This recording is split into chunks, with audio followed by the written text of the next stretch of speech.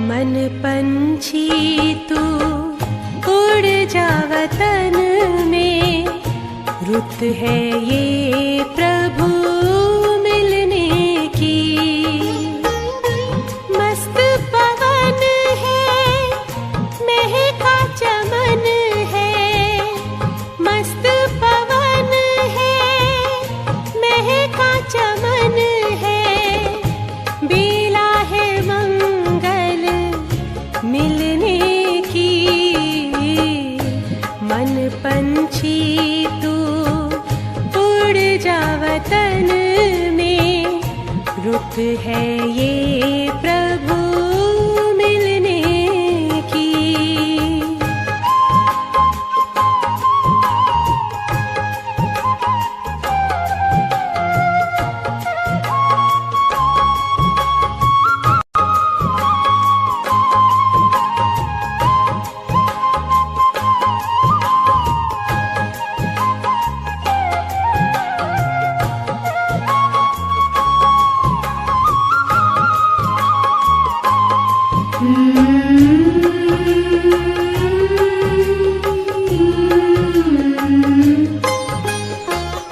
बादल की छाँव से, तारों के गाँव से, पार चला जा जग की हवाओं से, पार चला जा जग की हवाओं से। छोड़ के पीछे नील गगन को, ये घड़ी है प्रभु मिलने की। मन पंछी। ओम शांति। आज 16 अप्रैल 2021 की साकार मधुर महावाक्यों।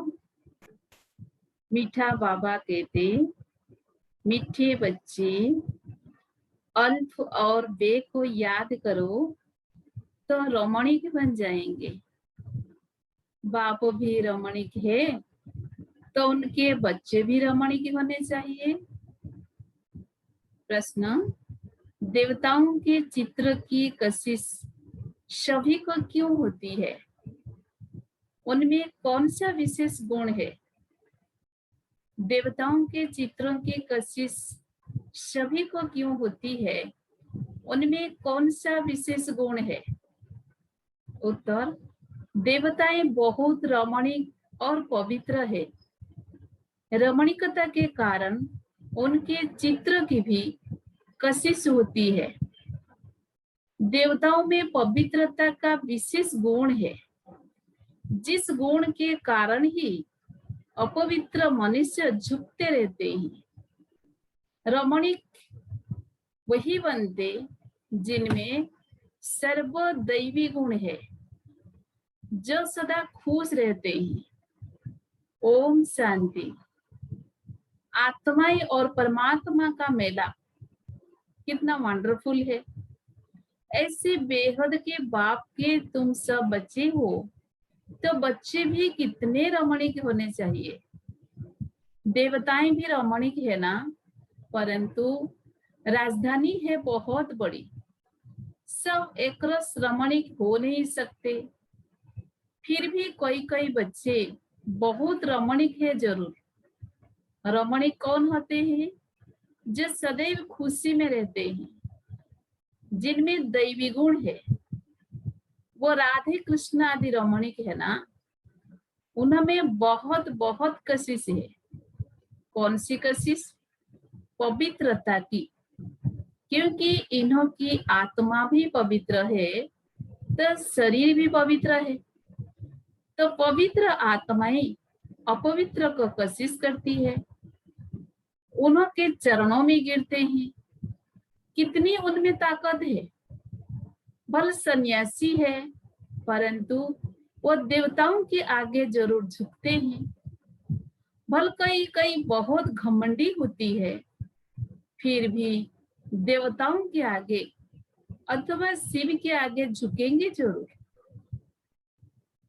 देवियों के चित्रों के आगे भी झुकते हैं, क्योंकि बाप भी रमणीक है, तो बाप के बनाए हुए देवी देवताएं भी रमणीक है।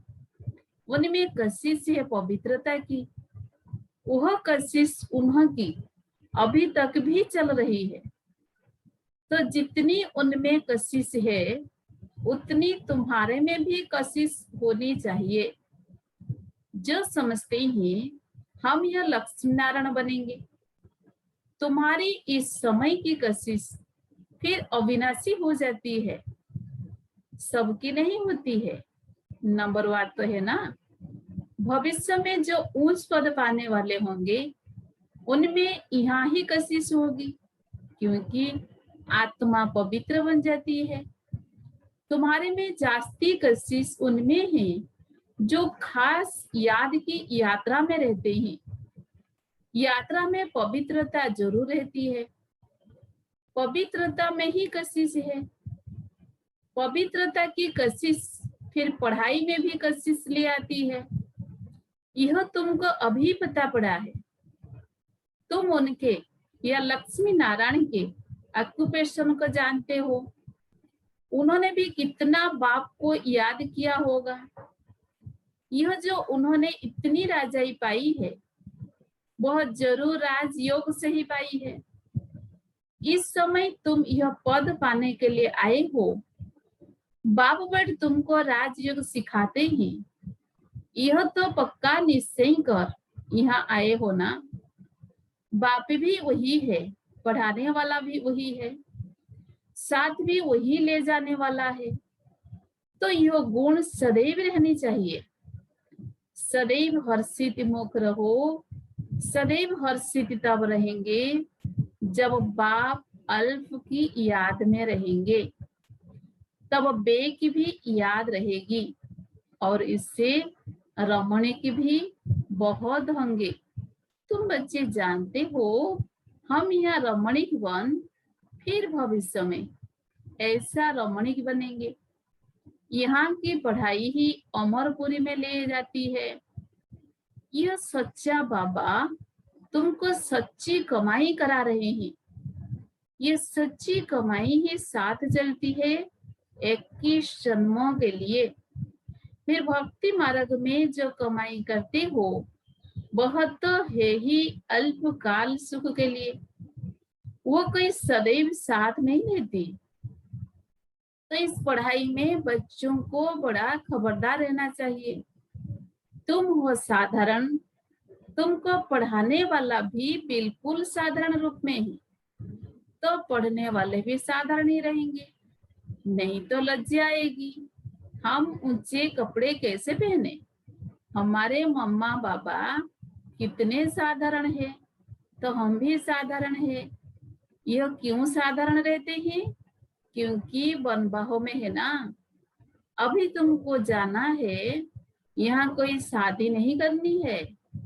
वो लोग जब शादी करते हैं तो कुमारी बनबाहों में रहती है, मैले कपड़े पहनती है, तेल आदि लगाती है, क्योंकि ससुर घर जाती है, ब्राह्मण द्वारा सगाई होती है।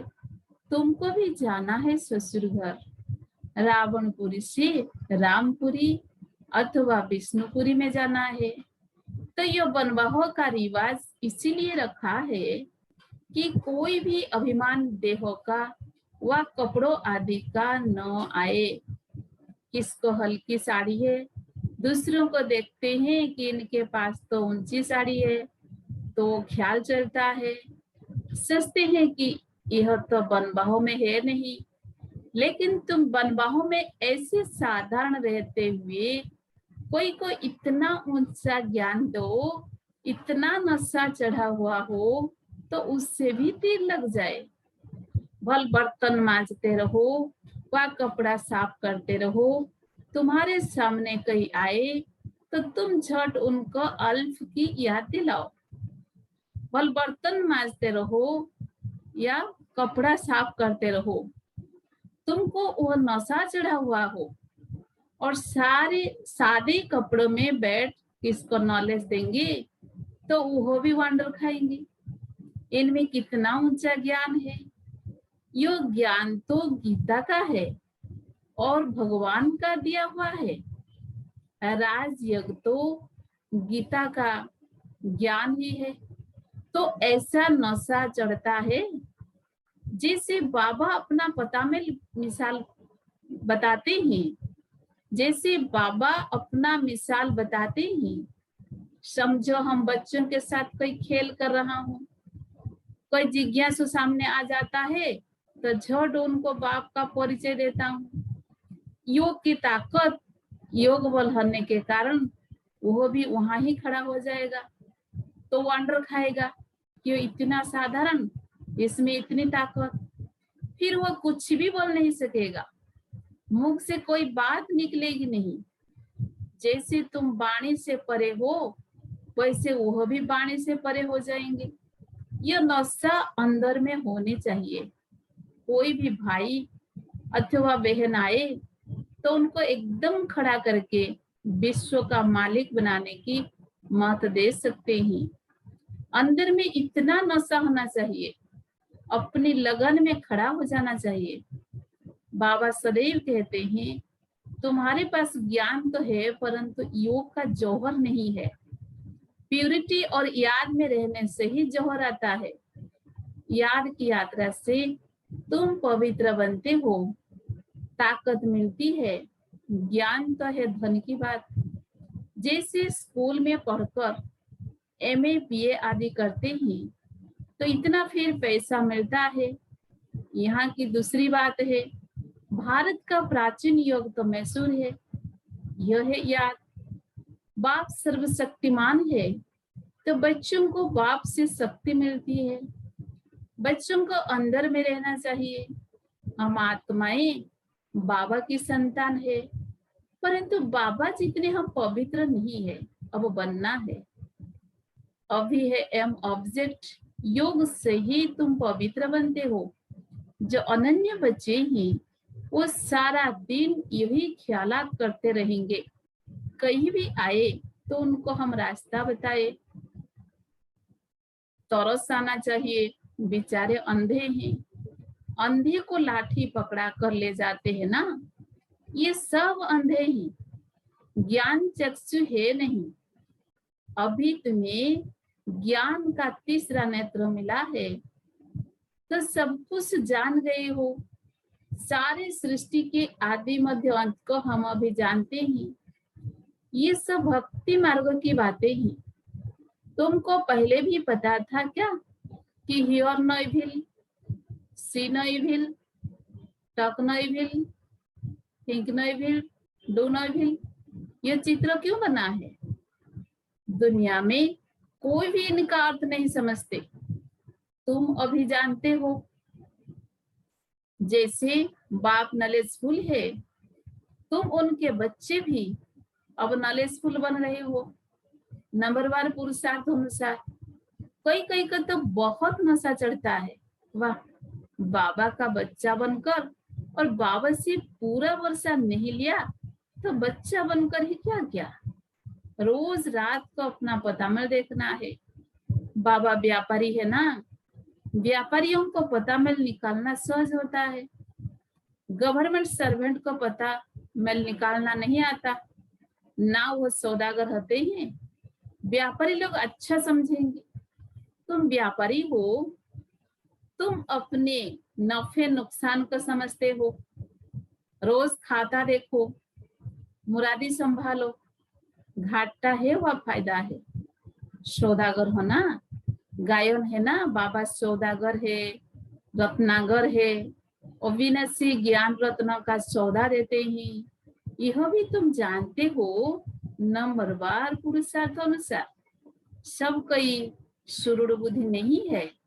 एक कान से सुनते हैं फिर दूसरे से निकल जाता है, झोली में छेद से निकल जाता है, झोली भरती नहीं है। बाप कहते हैं धन दिए धन ना खूटे।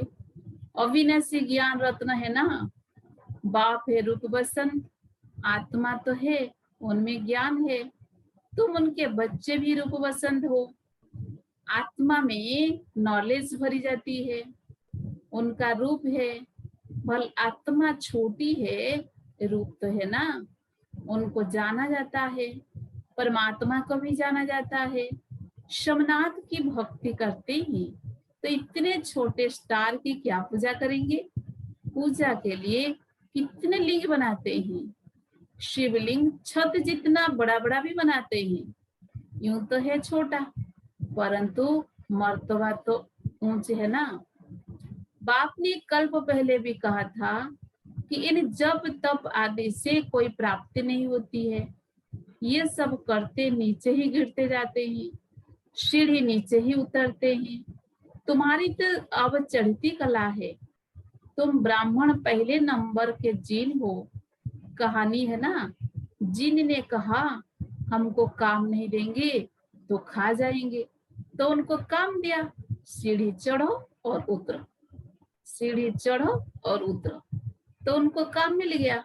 बाबा ने भी कहा है कि यह बेखुद की सीढ़ी तुम उतरते हो फिर चढ़ते हो, तुम ही फुल सीढ़ी उतरते और चढ़ते हो, जिन तुम हो।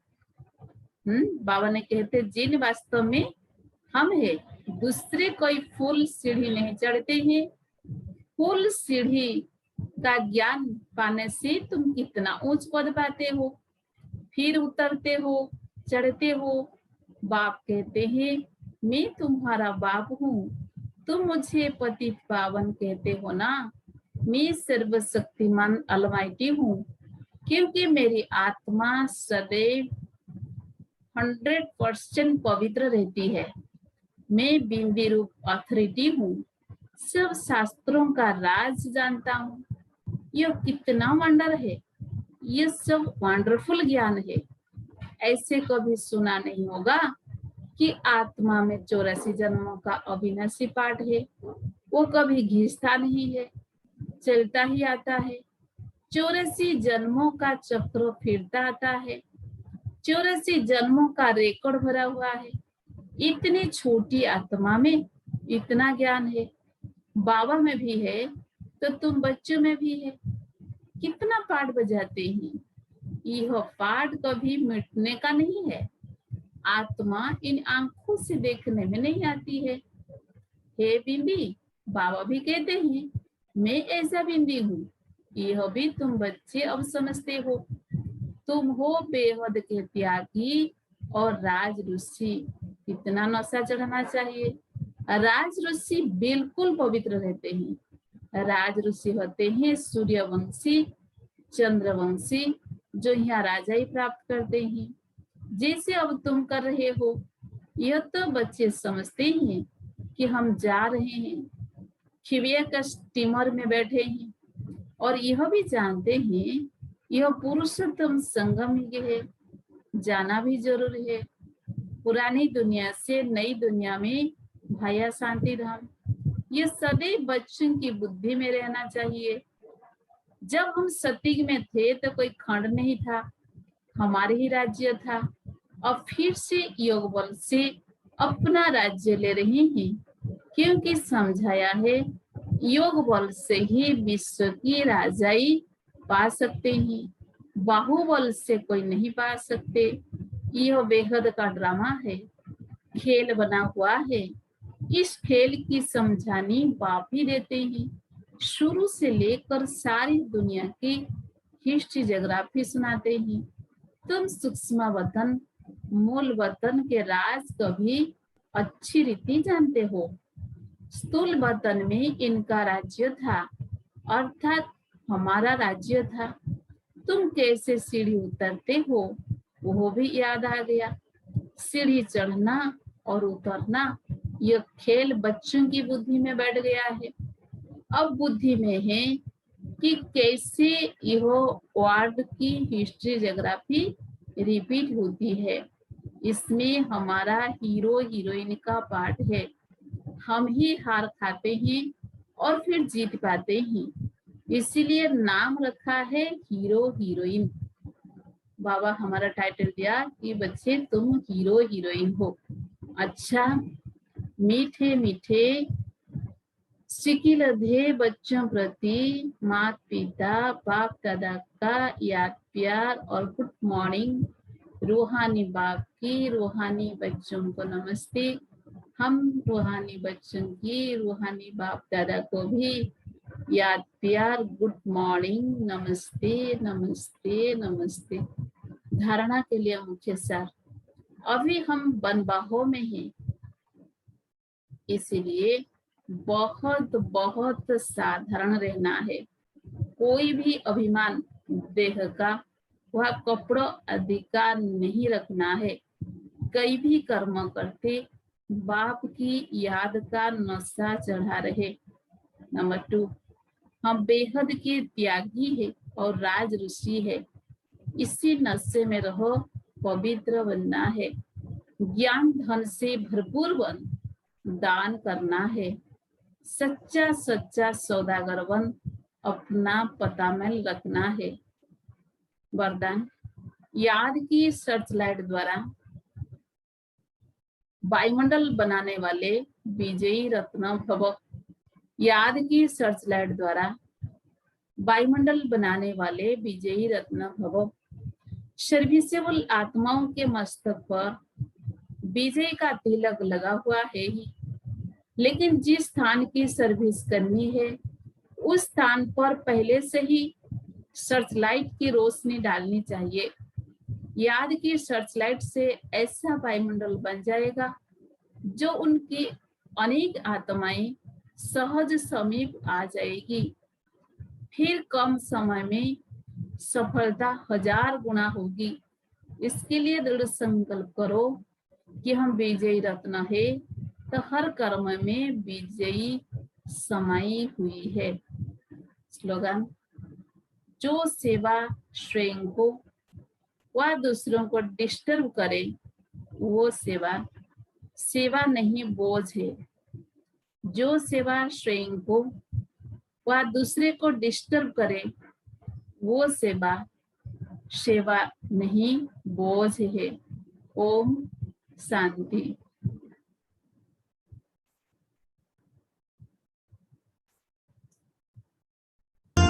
जीवन की राहों में तुमसे उजेरा, प्रेम का प्रकाश मेरे प्राणों में बिखेरा।